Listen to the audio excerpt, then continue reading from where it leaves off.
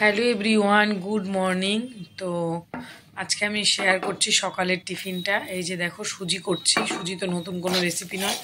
ঘি দিয়ে সুজিটাকে ভালো করে ভেজে নিয়েছি নুন দিয়ে, তারপরে কাজু দিয়ে দিলাম, কিশমিশ দিয়ে দিলাম, সুজির সঙ্গে ভালো করে ভেজে নেব। তারপরে একটু নারকেল দিয়ে করছি,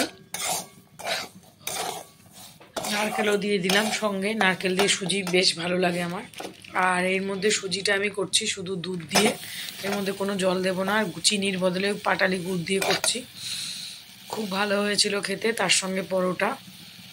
খুব কড়া মিষ্টি দেয়নি, যেহেতু খুব কড়া মিষ্টি খেতে পারি না, হালকা মিষ্টি দিয়েছিলাম। আর যেহেতু শুধু দুধ দিয়ে করেছিলাম, সুজির পায়েসের মতন হয়েছে আর কি। তো এইভাবেই করেছিলাম, একবার এরকম করে দেখবে, খুব সুন্দর লাগে খেতে। পুরো ঘি বেশি করে দিয়ে ঘিয়ে ভেজে, তবে তারপর ব্যাস এইভাবে ভালো করে নাড়িয়ে চাড়িয়ে নিয়ে রেডি করে নামাবো। পুরো শুধু দুধে বানিয়েছি সুজির পায়েস।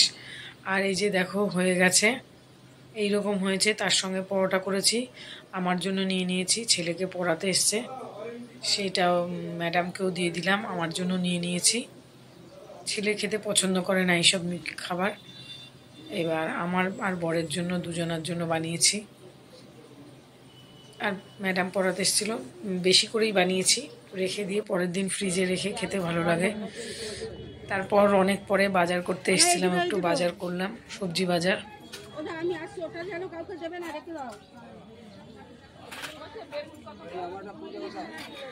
একদম ফ্রেশ সবজি, অনেক কিছুই কিনেছি। গাজর, শসা, তারপর বেগুন, এইসব নিয়েছি, কলা নিয়েছি। আর এই যে বাজারটা হয়েছে, পুঁই শাকও এনেছি, পালং শাকও এনেছি, টমেটো, আলু, এখানে হচ্ছে কড়াইশুঁটি এনেছি, অনেক রকমের মাছ এনেছি।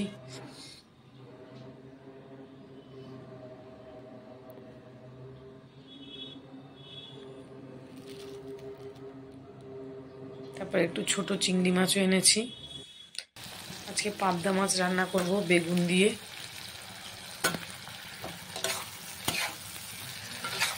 বেগুন দিয়ে পাবদা মাছের ঝাল বেশ ভালো লাগে খেতে, আর খুব ভালো হয়েছিল।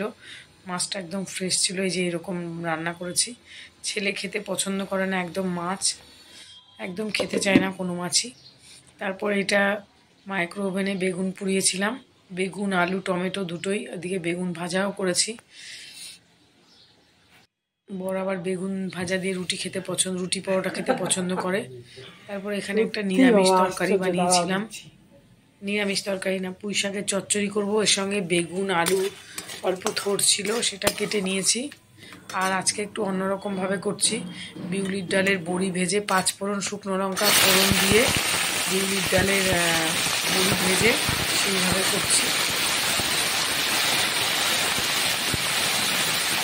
একবার করে দেখবে, বিউলির ডালের বড়ি ভেজে পুঁই শাকের চচ্চড়ি বেশ সুন্দর লাগে করলে। আমি আগে কখনো করিনি বড়ি দিয়ে, ফার্স্ট টাইম করছি। তার সঙ্গে আলু, বেগুন, কুমড়ো আর একটু করছিল অল্প একটু, সেটাও দিয়ে দিলাম। সব রকম সবজি দেওয়া যায় এর মধ্যে, গাজর টাজর দেওয়া যায়, তবে আমি দিইনি। এইভাবেই করেছি। নুন দিয়ে দিলাম, দিয়ে ভালো করে সবজিটাকে ভেজে নিতে হবে ঢাকা চাপা দিয়ে দিয়ে। সবজিটা ভালো করে ভাজা হয়ে গেলে তবে পুঁই শাকটা দেবো। তার মধ্যে এর মধ্যে মশলা হিসাবে দেবো একটু জিরে গুঁড়ো, ধনে গুঁড়ো, ব্যাস, একটু আদাও দেওয়া যেতে পারে।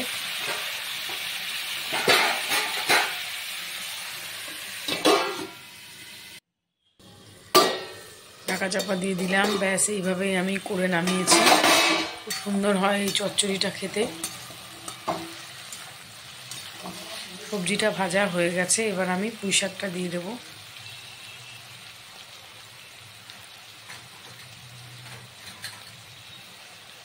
এরকম নিরামিষ তরকারি এরকম বড়ি দিয়ে তো ভীষণ ভালো লাগে, ভীষণ পছন্দ করি আমি। তো এবার একটু হলুদ গুঁড়ো দিয়ে দিলাম, দিয়ে হলুদ গুঁড়ো দিয়ে কাঁচা লঙ্কা চিড়ে দিয়েছিলাম। এর মধ্যে কোনো মশলা না দিলেও চলে, শুধুমাত্র ফোড়ন দিয়েই ভালো হয় এই চচ্চড়িটা, পুঁই শাকের চচ্চড়ি। ব্যাস, সবজি সুন্দর করে ভাজা হয়ে গেছে। বড়িটাও আমি একসঙ্গেই দিয়ে দিয়েছি, এটা বাড়িতে বানানো বড়ি। ব্যাস হয়ে গেছে। এবার পুঁই শাকটা দিয়ে দিলাম, দিয়ে এবার পুঁই শাক দিয়ে একটু নাড়াচাড়া করে পরিমাণ মতন জল দিয়ে যাতে সবজিগুলো সেদ্ধ হয় সেই অনুযায়ী ঢাকা চাপা দিয়ে দেবো।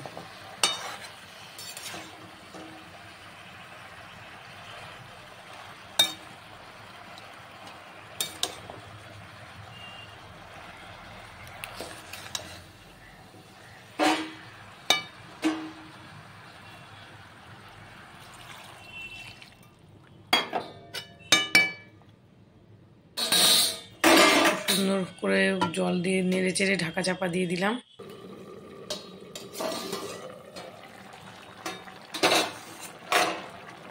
ব্যাস এইরকম হয়েছে। এবার ঢাকা চাপাটা আর দেবো না, এইবার গ্যাসের হিটটাকে বাড়িয়ে সবজিগুলো যেহেতু সেদ্ধ হয়ে গেছে এবার ভালো করে নাড়িয়ে চাড়িয়ে নেব। এর মধ্যে দিয়ে দিলাম একটু জিরের গুঁড়ো, একটু ধনের গুঁড়ো দিয়ে দেব। আদাও দেওয়া যেতে পারতো আগে মশলা কষানোর সময়, যেহেতু এখন সব সেদ্ধ হয়ে গেছে এখন দিলে আদার একটা গন্ধ আসবে, সেই জন্য দিলাম না। আর একটু নুন দিয়ে দিলাম, নুনটা যেহেতু কম হয়েছে তাই।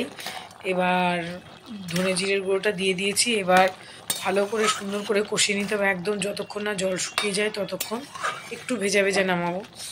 ব্যাস এইভাবেই আমি করেছি পুঁই শাকের তরকারিটা। কারা কারা খেতে পছন্দ করো এইরকম নিরামিষ তরকারি কমেন্ট করে অবশ্যই বলবে। আমার তো ভীষণ ভালো লাগে এরকম নিরামিষ তরকারি। ব্যাস এরকম সমস্ত সবজিগুলো ঘুটে দিয়ে এরকম করে নামিয়েছি। একটু মিশে গেলে সবজিগুলো বেশ ভালো স্বাদ হয় আর কি।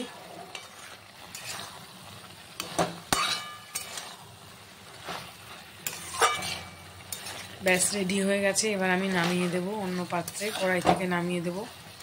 পুঁই শাকের চচ্চড়ি রেডি।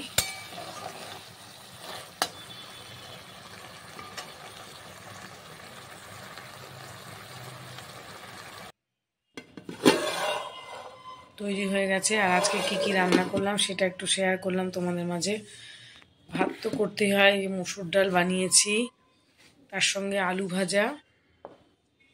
ছেলে তো তরকারি খাবে না, ওর জন্য করতে হয় আলু ভাজা। আর এই যে পুঁই শাকের চচ্চড়িটা হয়ে গেছে।